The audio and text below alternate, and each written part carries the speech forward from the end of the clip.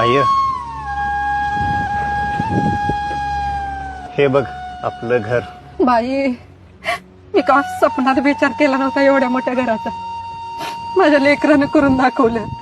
I तू रडू नको ग.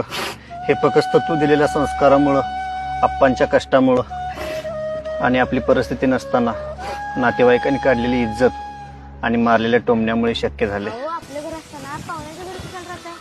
चला किंवा आपल्या घरी.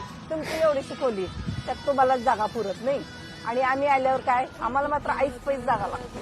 4 चाकीत घालतात बाय.